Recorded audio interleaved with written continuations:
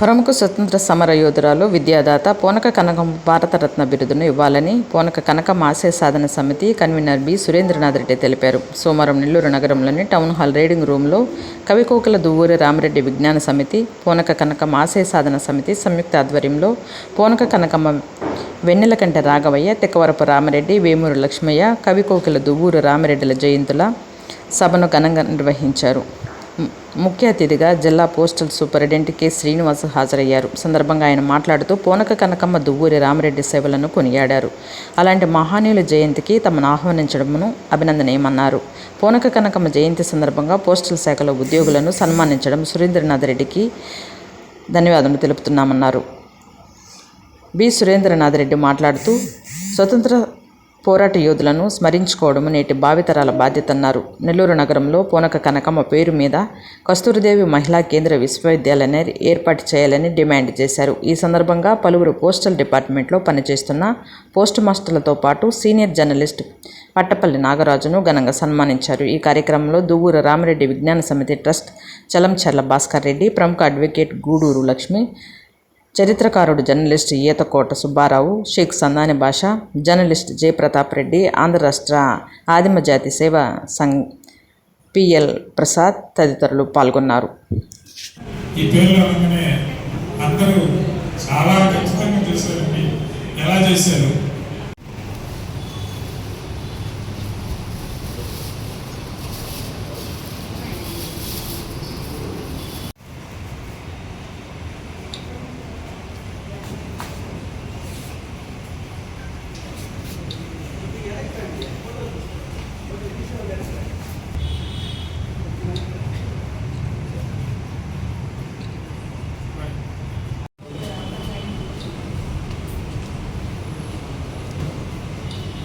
విజ్ఞాన సమితి, అలాగే శ్రీమతి పోనక కనకమ్మ ఆశయ సాధన సమితి నెల్లూరు వారు ఏర్పాటు చేసిన ఈ యొక్క జయంతి ఉత్సవాల కార్యక్రమాలు చేసిన అందరికీ కూడా శుభాకాంక్షలు తెలియజేసుకుంటూ ఈ యొక్క కార్యక్రమానికి మమ్మల్ని ఆహ్వానించే అవకాశం ఇవ్వడం అనేది నాకు దక్కిన అదృష్టంగా భావిస్తూ వారికి ముందుగా కృతజ్ఞతలు తెలియజేస్తున్నాను. ముందు మాట్లాడే వక్తలందరూ ముఖ్యంగా సురేంద్రనాథ్ రెడ్డి గారు, అలాగే ఈ కార్యదర్శులు అందరూ మాట్లాడిన విషయాన్ని బట్టి చూస్తే శ్రీమతి పోనక కనకమ్మ గారు 1963లో స్వర్గస్థులైనారు. అంటే అప్పటికి నాలాంటి వాడు భూమి మీదకి ఇంకా రాలేదు. అంటే ఆ రోజుల్లో, అంటే 60 సంవత్సరాల క్రితము ఈ నేలని విడిచిపెట్టి లేని వాళ్ళని ఈరోజు మనం స్మరించుకుంటున్నాము అంటే వాడు చేసిన సేవ ఎంత గొప్పగా ఆలోచించండి. ఈరోజు ఉన్న పరిస్థితుల్లో నిన్న చేసిన పని ఈరోజు మర్చిపోతున్నాం, నిన్న చేసిన సహాయం మర్చిపోతున్నాం. ఎంతసేపు మనకేంటి ఆలోచిస్తున్నాం, నాకేంటి లాభం, ఫలానా పని చేసి నాకేం లాభం, ఫలానా వస్తువు ఫలానా వాడికి సహాయం చేసి నాకేం లాభం ఆలోచించే రోజుల్లో కొన్ని వందల కోట్ల రూపాయలు నాకు సురేంద్ర రెడ్డి గారు నా ఆఫీస్ నుంచి కలిసినప్పుడు చెప్పారు. దాదాపు 2500 కోట్ల రూపాయల విలువైన ఆస్తులను దేశ స్వాతంత్ర సంపాదన కోసం ఆ రోజు మహాత్మా గాంధీ గారికి, అలాగే స్వతంత్ర సంపాదన కోసం ఉద్యమాల్లో పాల్గొన్న వాళ్ళు అడిగే విరాళాల కోసము ఇందాక చెప్పినట్టు జమీందారు గారు భోజనం మీ పుట్టిన నగర మొత్తం ఇస్తానంటే భోజనం చేస్తామని చెప్తే రుణప్రాయంగా ఇచ్చేసారు. నేను ఈరోజు కాబట్టి నువ్వు భోజనం చేస్తే ఏంటి, చేయకపోతే నాకేంటి, చేయకపోతే నాకు రాత్రి ఇంటికి అనుకునే పరిస్థితుల్లో ఇంత నిస్వార్థంగా ఉండనేది నిజంగా చాలా గొప్ప విషయం.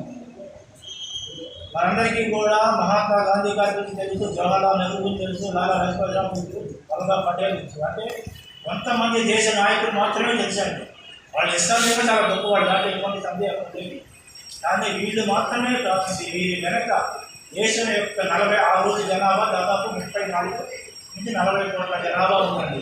40 కోట్ల జనాభాలో దాదాపు 80% అంటే 32 కోట్ల మంది జనాభా అందరికీ కూడా స్వాతంత్ర ఉద్యమంలో పాల్గొనడం వల్ల మాత్రమే మనకి స్వాతంత్రం సిద్ధించిందండి.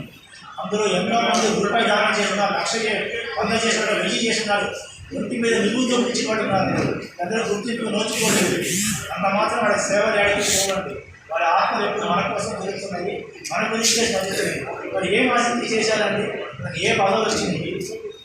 ఇలా ముందు మాట అర్థం చెప్పారు కదా, ఒక చిన్న ఎమ్మెల్యే లేదా కౌన్సిలర్, మాజీ కౌన్సిలర్, పోటీ చేసి ఓడిపోయిన కౌన్సిలర్ ఒక సభ పెడితే లేదా బర్త్డే సెలబ్రేషన్ జరుగుతుంటే ఊరంతా ఫ్లెక్సీలు పెడుతున్నారు. చిన్న సభ ఏర్పాటు చేసుకుంటే 100 మంది జనాభా వచ్చేస్తున్నారు. లేదంటే ఒక చిన్న షాపింగ్ మాల్ ఓపెనింగ్కి ఒక చిన్న క్యాన్సర్ ఆర్టిస్ట్ వచ్చి ఓపెన్ చేస్తూ ఉంటే 100 మంది ట్రాఫిక్ పోలీసు వచ్చి సెక్యూరిటీ అరేంజ్మెంట్ చూడాల్సి వస్తుంది. కానీ ఈరోజు మన కోసం, వాళ్ళ తరాల కోసం కొన్ని 100 కోట్ల రూపాయలు పునఃప్రాయంగా చెల్లించి తన ప్రాణం అర్పించిన వాళ్ళ గురించి ఒక జయంతి సభ జరుపుకుంటూ వారి వారసులు, వారి ఇల్లువారికి వారసులు మనం ఎక్కడ వెనకబడ్డామో తెలుస్తుంది, ఏం నేర్చుకోవాలో తెలుస్తుంది, మనం ఏం కోల్పోయామో తెలుస్తుంది. జరిగిపోయినా వదిలేయండి. ఇక ముందు రోజుల్లో అయినా సరే మనందరం కూడా వీళ్ళ యొక్క సేవల్ని, ఇలా మరుగున పడిపోయిన వాళ్ళ గొప్ప వాళ్ళ సేవల్ని ముందుకు చూసే కార్యక్రమంలో మనమంటూ సహకారం ప్రతి ఒక్కళ్ళు అందించి ప్రతి ఒక్కరు కూడా ఎంతో కొంత స్వార్థాన్ని వీడి ఎంతో కొంత మనకంటూ సమాజం దాంట్లో 1% 2% ఎంతో దేశ సేవ కోసం, సమాజ సేవ. అందరికీ నమస్కారం అండి. ఈరోజు కవి కోకిల దువ్వూరి రామిరెడ్డి విజ్ఞాన సమితి, అలాగే శ్రీమతి పొనక కనకమ్మ ఆశయ సాధన సమితి వారు వీరి యొక్క జయంతి ఉత్సవాల సందర్భంగా ఏర్పాటు చేసిన ఈ కార్యక్రమంలో పోస్టల్ డిపార్ట్మెంట్లోని 6 అత్యుత్తమ సేవలు అందించిన సిబ్బందికి సన్మాన కార్యక్రమం ఏర్పాటు చేసే నిమిత్తమై ఈ కార్యక్రమం మమ్మల్ని ఆహ్వానించడం జరిగింది. ఈ కార్యక్రమం చూసినాక నాకు చాలా సంతోషం ఏర్పడింది. కొన్ని వేల కోట్ల రూపాయలు, లక్షల కోట్ల రూపాయలు ఆస్తులను తృణప్రాయంగా దేశ స్వాతంత్ర్యం కోసం త్యజించి నిస్వార్థంగా సేవ చేసిన ఇటువంటి గొప్ప వాళ్ళ స్మారకార్థం జరుగుతున్న ఈ జయంతి ఉత్సవాల్లో భాగంగా మా పోస్టల్ డిపార్ట్మెంట్ యొక్క సేవలను గుర్తించి అందులో అత్యుత్తమ సేవలు అందించిన 6 సిబ్బందికి ఈరోజు సన్మాన కార్యక్రమం ఏర్పాటు చేయటము, అందులో దానికి మమ్మల్ని ఆహ్వానించడం అనేది నిజంగా చాలా అభినందనీయం. ఈరోజు ప్రతి ఒక్క విషయంలో కూడా కమర్షియల్గా అనేది జరుగుతుంది. ఏ విషయం చేసినా, ఏ పని చేసినా దీంట్లో నాకేంటి అని ఆలోచించే ధోరణిలో ఉన్న ఈ సమాజంలో ఎటువంటి ప్రతిఫలాపేక్ష లేకుండా నిస్వార్థంగా గతంలో మన దేశ స్వాతంత్రం కోసం పోరాడిన స్వాతంత్ర సమరయోధుల జీవితాన్ని గుర్తు చేసుకుంటూ, వాళ్ళ త్యాగాల్ని గుర్తు చేసుకుంటూ, వాళ్ళ స్మారకార్థం ఇలాంటి కార్యక్రమం ఏర్పాటు చేయడం అనేది నిజంగా అభినందనీయం. ఈ యొక్క కార్యక్రమం నిర్వహిస్తున్న ఈ యొక్క సమితి యొక్క సిబ్బంది అందరికీ కూడా పేరు కూడా ధన్యవాదాలు తెలియజేసుకుంటూ నాకు అవకాశం అందరికీ కూడా మరొకసారి కృతజ్ఞతలు తెలియజేస్తున్నాను. Thank you very much. నా పేరు చలంచర్ల భాస్కర్ రెడ్డి. దువ్వూరి రామిరెడ్డి విజ్ఞాన సమితి తరఫున ఈ కార్యక్రమాన్ని నిర్వహించడం జరుగుతుంది. కవి కోకిల దువ్వూరి రామిరెడ్డి గారు, శ్రీమతి పొనక కనకమ్మ గారు, వీరి త్యాగాలు కానీ, వీరి యొక్క దేశ సేవ ఇవన్నీ మరోరాని ఘటనలుగా నెల్లూరు జిల్లా చరిత్రలో నిలిచిపోయినాయి.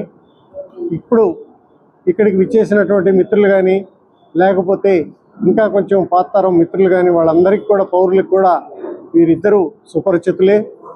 వారి త్యాగాలని, వాళ్ళు చేసినటువంటి దేశ సేవల్ని మనం ఇప్పటి తరానికి అందించవలసిన బాధ్యత మన మీద ఉంది. అందుకని ఈ కార్యక్రమాన్ని ప్రతి సంవత్సరం నిర్వహించడం జరుగుతుంది. అందుకని ఇక్కడికి విచ్చేసినటువంటి పెద్దలు, మిత్రులందరూ కలిసి ఈ కార్యక్రమాన్ని తర్వాత తరం వారికి అందించే కార్యక్రమాన్ని తీసుకుంటారని చెప్పి విజ్ఞప్తి చేస్తూ పత్రికల వారికి అందరికీ ధన్యవాదాలు తెలుపుకుంటున్నాం.